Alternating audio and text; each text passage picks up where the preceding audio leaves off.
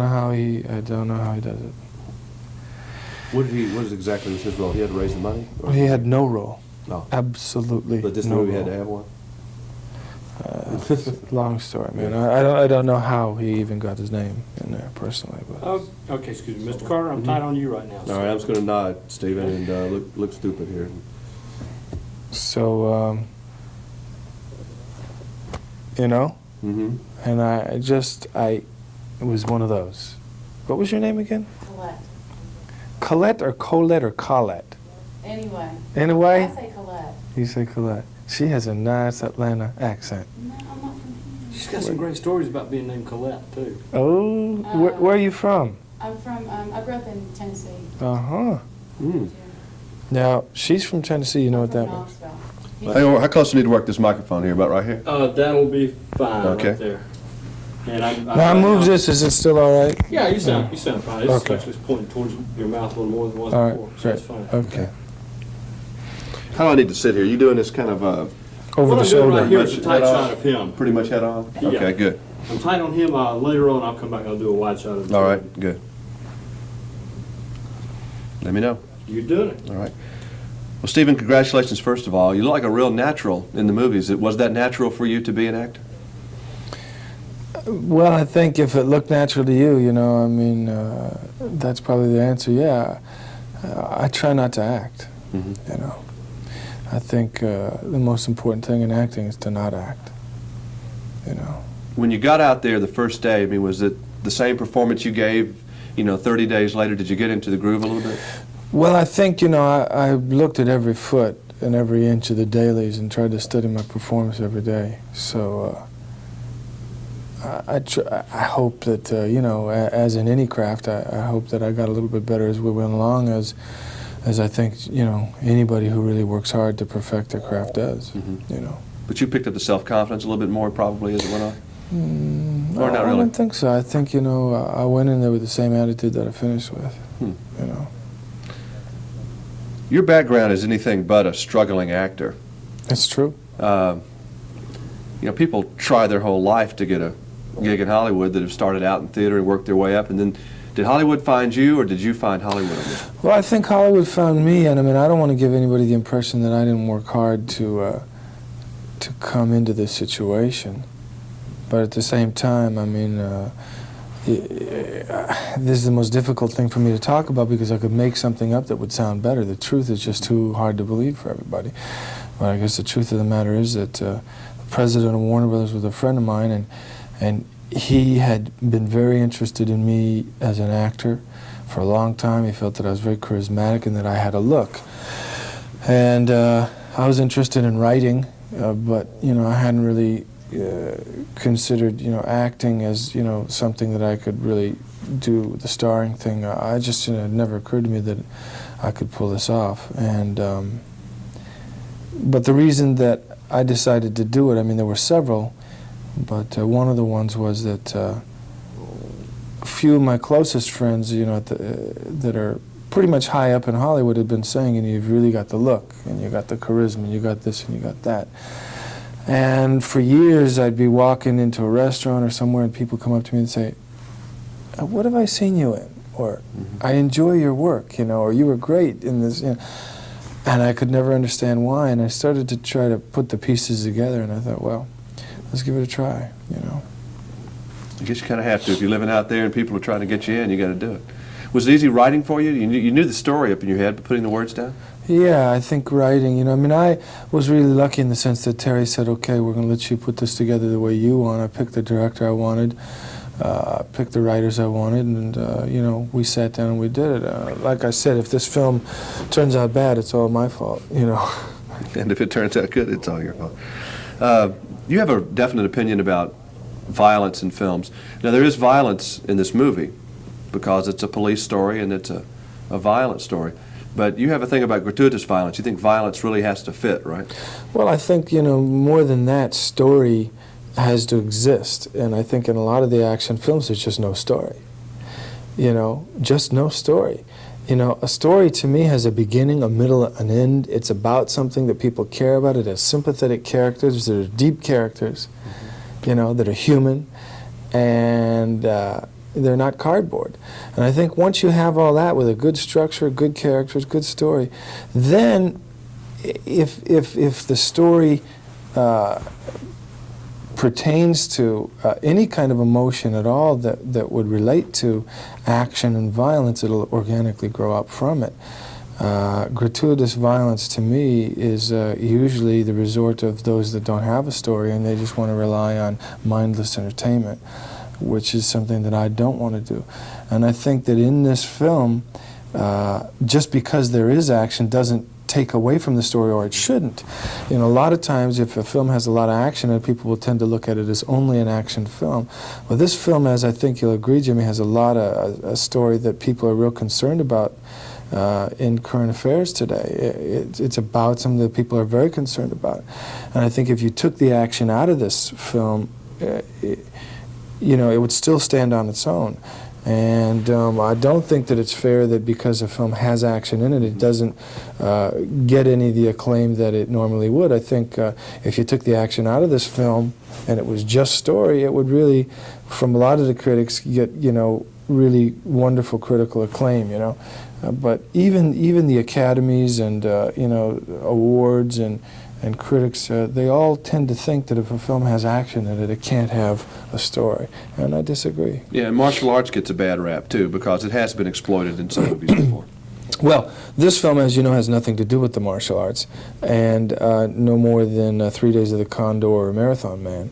You know, there's a little bit of martial arts in it because that's something that I happen to know. But I too must agree with you. I think the bad rap is appropriate. I think that just about every martial art film I've ever seen has been impalatable. It's just like a cartoon. Yeah, they are a cartoon. I mean, they're disgusting. I mean, for me, I think that the martial arts is something of you know, wonderful substance with a great amount of philosophy and spiritual essence, not something to be exploited. And I think that never yet has anybody really portrayed the martial arts properly in film. You know, Kurosawa has with Redbeard, Seventh Samurai, Yojimbo. Those are all great martial arts films, but they're people stories. They're stories about people and the human dilemma, you know? Well, give me the Cliff Notes version or the short version of this, what Above the Law is about here. Give me the plot line. Well, you know what it's about. It's about the CIA's involvement with narcotics trafficking for the purpose of funding covert operations. Starts out in Vietnam with Nico being involved in an interrogation which he thinks is over military intelligence. He's surprised to find out that this is really over the location of large quantities of missing opium. And he then starts to discover that there's a major narcotics network over there that's funding all of the covert operations. He becomes disillusioned and he quits. Comes back to the United States, to his own hometown, and just decides to become a cop. In the process of being a cop, he gets involved with what he thinks is a routine coke bust. He climbs the ladder and comes across the same people that he knew in Vietnam trafficking the opium and heroin, are now involved in South and Central America with the cocaine, and that's they you know they don't want him around because they know that he knows, and they decide that they're going to have to try to terminate him, and they don't get away with it. Now, the controversial, the frightening part of this movie is that it could very well have some truth involved. With the CIA supposedly has used covert operations to with drugs to raise money for their operations. That's true? Well, I mean, you know, you know, it's been in the news an awful lot with Noriega, and I think with Ollie North and the Iran-Contra hearings. You know, I think that a lot of that was about, you know, cocaine funding the Contras, even though that didn't come up in the hearings. I was saying earlier, some people stood up with a sign and said, ask him about the cocaine money. Naturally, they didn't, but that was the most important thing, you know, which was an outrage that they didn't. It's the same thing with Noriega, you know. People are saying he's been on the CIA payroll for 20 years. Well, figure it out. If he's been on the CIA payroll, who put him there, and, you know, who's he been working for, you know? Well, believability, I think, really is the key to this movie, and that's why I liked it so much. Tell us a little bit about yourself. Now, I've got all kinds of things written down. You You went to Japan at a relatively early age, but you're from the Detroit. Midwest? Detroit, yeah. What's the story about going to Japan when you were small? Well, I'd been interested in the martial arts from childhood. I'd seen the martial arts demonstrated when I was young, and I always had a dream to be able to go over to the Far East and study. And by the time I was 17, 18, I just went over there and ended up staying. And you became really involved with martial arts more than just a passing interest? Oh yeah, I became the first non-Oriental to teach over there in the history of Japan, and I taught over there for a long time. How did that happen, though? I would think the culture would be so against an outsider doing that, unless they just really respected you, which I guess they did. Well, I used to use the term white boy, which is, not a very good term. I mean, for a non-Oriental to teach them their arts, sure. I mean, that was an outrage to them, and they can be very xenophobic and ethnocentric people. But at the same time, the nice thing about it was that after a couple of years of them trying to, or some of them trying to disgrace me or discredit me or beat me in one way or another, by the time I had, withstood all that, they came around to respect me a great deal, I think, most of them anyway. Do you still almost daily practice your craft? Yeah, I mean, on this tour I haven't had time to do anything, but yeah. Is it something you have to keep up, like anything Absolutely, absolutely. else? The mental part as well as the physical part? Absolutely. You were a bodyguard, a security specialist a little bit. Give me what exactly would you describe a security specialist as being for someone? I think it could be many, many things, from planning field operations to somebody who goes out into the field, carries a gun, and stands in front of people. But for me, the more interesting part was to get together with my team and do the planning of the operations, and all of the different procedures involved in creating a safe entrance and exit of a principal or whatever, Did you get involved with that while you were in Japan? Absolutely. Were you drafted by an agency or someone that wanted to take advantage of your fact that you were an American and a martial artist and someone who may have known the country? Something like that, Something yeah. like that. So that makes, again, this movie is all the more reason to say it's believable. Absolutely. You have a lot of facts in here. I'd say it's a very believable film. What would people at, say, the agency, if they saw this film, what would they think about it? You're talking about the CIA? Or any of the security agencies right now? Would they look at it and say, well, that's pretty good? Or would they be mad? Boy, that's a good question. I think some people are going to be very mad, and some of the agents are going to say, hey, right on, good job. Is that mainly because of the speech about above the law? No, I don't think so. I think that there are some speeches in this film that say things that I've never seen said in film that I think will piss the people off that are very, very high up. But I think your average field agents and case people are going to, most of those guys are going to be entertained by it and think it was fun to watch. People in this country, we have a Central Intelligence Agency, and I think we all have an idea what the FBI guys are like, and even Secret Service people, and some of the Treasury folks, and that kind of thing. But the CIA still is a very unknown, kind of a dark agency, to say the least. In your experience, if you're assuming that you have met a lot of these people overseas, are they like regular guys, like anybody else, or are they just someone who is? Are they patriots? Well, it used to be, when I was first in Japan, most of the guys that I knew in the CIA were all World War II veterans, and they were all officers. And officers, for me, were sort of men of a different cloth. A good officer was really, somebody who was well-trained, well-disciplined, and knew how to carry himself in the field. And the guys that I knew were very intelligent, very patriotic, hardworking, articulate, talented people that could get out in the field. Nobody would know who they were, and they could do their job. And they were ethical people, good people, most of the guys that I knew then. You're Jimmy Carter. When Jimmy Carter came in to power as president, there was a point where a bunch of case officers were pulled out of the field, and all of a sudden, after that point, the CIA seemed to really change, and some of the guys that were coming into the Far East after that seemed very, very different to me. They were, I don't know if they were, recruited at West Point or what, but there's two different kinds of CIA agents, I mean, actually there are several different kinds, but one kind is a kind of person who, you drop them into any country, anywhere, and they'll be able to adapt and get along and survive. And there's another kind, who might be a West Point graduate and might be brilliant at certain things, but you can drop him into Paris and he couldn't buy a banana. You know what I mean?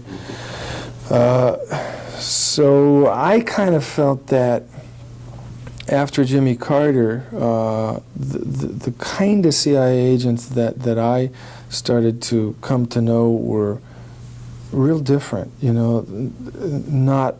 and this is just my personal observation. I seem to miss the ethics, I mean, when I say patriotic, we all, not all of us, but most of us love our country, and that's why we're doing what we think we can to make the country a better place. Some of the old guys, they did become disillusioned, and in fact, most of the guys I know did, but even so, they didn't try to do anything to hurt anybody, and they were very ethical, is what I'm really trying to say. And a lot of the younger guys that I noticed coming in, they didn't seem to really have the same kind of ethics anymore. They were sort of a different breed, young, brash, no talent. A lot of them just, really awkward in their, the way they were moving around, a little bit like a bull in a china shop sometimes. That was just my limited experience with a few of the guys I know. Let's assume, and I really feel confident this is going to be a very successful movie. What do you see as a second story? You're going to write it and go through the whole routine again, or? I wrote something I've been working on for a couple of years now that I'd like to do next that we didn't quite finish writing, and there's now a writer's strike. As soon as that's over, we'll just polish it off and turn it in. It's something that I'm real excited about that I'll probably do with Warner's next. I have a deal with Warner's on it, and it's a real exciting story. And some people have said that, Warner Brothers likes you because they want you to be the next, because Charles Bronson and Clint Eastwood are getting a little old, and they want you to be the next Charles Bronson and Clint Eastwood. That's not a bad group of guys to follow, is it? Well, I've been a Clint Eastwood fan because I think that he's kind of got this, wonderful way of, acting without acting.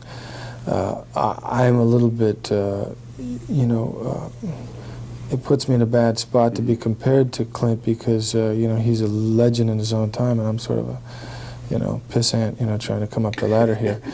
But I really, at this point in time, am hoping that I can go beyond being compared to people like that, and that people will say Steven Seagal, he's, he has his own, way of talking and looking, and that I'm going to get my own niche in there and be, unique. Well, you certainly are. I wasn't implying that you weren't. I'm just saying that there are some shoes to be filled out there, and I hope you're one of the guys that does it. Well, that's very nice of you to All right, well, say. thank you a lot. Really enjoyed your movie. Thank you, Jim. Thank you. All right. Timing is impeccable. Why don't y'all continue to talk just for a second? All right, you give me a little watch. Over the shoulder lunch out here. Because we're down to about. Hey, 2 Colette, minutes on the do you know any dirty jokes? Because I wondered if you could say something to, make us laugh over. All I know is Jimmy Swaggart material, and that's all. Ooh, coming I'd out. love to hear some Jimmy Swagger material. We've been on the road since that happened, so we haven't heard Well, let's anything. see. He's got a movie coming out. Let's see, was it Children of a Looser God? And he's doing all his publicity for Repent House magazine. Repent House? Repent House. Oh, these are great. I was trying to remember all of them. There's just so many. He and Jim Becker wrote a book. What was the name of it? Yeah, Preachers Do More Than Lay People. That was the name of Oh, it. my God. And we know what he was doing in the room with this woman. He was asking her for money. That's what the thing was. There's so many of these Jimmy Swaggart things. Yeah. I was thinking, Saturday Night Live could have a ball with that. Billy Crystal had one of the best lines, I thought, at all in the Grammys. And the Grammys. I thought that was one of the funniest lines that anybody had said. He said that, Jimmy Swaggart would have been here tonight, and really sorry he couldn't come, but he'd rather just stay home and watch. So that was enjoyable. The voyeurism. That's pretty kinky stuff. That's pretty Yeah. kinky. But Jim Baker was pretty kinky. Well, the way I look at it, man, it's kind of like... Now, when we last met 4 years ago in Atlanta, you had a political prognostication for me. You swore me that President Bush, well, he wasn't president at the time, he would be president. You were sure of it, and it came true. All right, this week in David Brinkley, we have Steven Seagal here. Stop it. Who are you going to predict? I mean, what's happening this time? Is he going to win or not? It's close. This is a real tough one. I mean, I back then wasn't really thinking about, or who would be best for president or anything like that, just as much as I felt I had a fairly good idea of the powers that be and how they were going to move around. And in normal circumstances, I think that the same thing would apply at this stage of the game. George Bush will be put in again. But circumstances have become extremely abnormal now, and it's very tricky at the moment. You know, the world's a little different place than it was 4 years ago in many ways, and that really affects Hollywood. It's hard to find bad guys these days, isn't it? Well, I mean, there's certainly a lot of them around. All you but have it's to not do your is common guys. turn on the TV. But when you're in charge, you can't go back to the Russians necessarily anymore, and it's That's a little bit right. harder to find That's right. bad guys. That's right. Didn't have any trouble in this movie, though. Yeah. They're always crazy people. Yeah, you can always think something up. Do you have fun doing this one? Let me tell you where it ranks. I love Above the Law. I think it's a great movie, and I think it stands up today as well as it did then. Thank you. This is my second favorite one behind that of the ones that you've done. Do I you sort feel of- that way? I sort of agree with you. Above the Law would still Because be this my goes favorite. back to having fun again, and it's believable. The production values are great, and I think you ought to be pretty high on this movie. Yeah, I mean, I'm real pleased with this movie. It's a lot of fun, and people, in these troubled times want to just get out there and have some simple fun. And I feel grateful to God that I've been able to, have anything to do with other people's pleasure and, taking their mind off the tough times and giving them a little bit of happiness and all that stuff. But I would have to say I agree with you. I still think Above the Law is my favorite. This is escapist entertainment, and I personally go to these type of films to relax. I mean, it's hard to say that. It kind of sounds crazy, actually, but I've always gone to action adventure to relax. Dirty Harry, Above the Law, Live and Die in L.A., those kind of films. Do you go to film at all to relax or to escape? Absolutely. And I love film, so I love to go watch movies. What do you watch with Kelly at home? Can she watch does she like violent films? Yeah, sure. She regardless of what she says, sure, she'll watch anything. And the difference between Kelly and I is I walk out on the bad stuff. She usually stays to the bitter end. Now, I know that you've talked about some, and I understand the pressures of that you want to try to do maybe something else, jump out of the genre a little bit. Eastwood did the same thing. That's right. He got tired of doing little westerns. We don't want you to, as a fan, and you understand that too. Sure. So how do you balance that? Doing what we want you to do and doing what you want you to do? I think it has to be a slow, gradual process where you sort of mix the different milieus. Right now, for example, I'm directing a big mafia epic called A Man of Honor, and I think that's a dramatic piece, but I also think that it'll be interesting enough with enough action that people will watch it, and enjoy it. And this is the same with Under Siege. Under Siege is not, a cop in the street or me in the street. I mean, I'm on one location, and it's out at sea. But at the same time, as different as it is from the other things I've done, I still think it provides a certain kind of entertainment that people are going to enjoy. How's your life changed since 1988 when you were working very hard to get a little motion picture promoted and to be a hit? How have you really changed, and how's your life changed? Well, I don't think I've changed very much. The zeros on the end of my paychecks are different. The zeros on the end of my bills are different. But life is fairly much the same.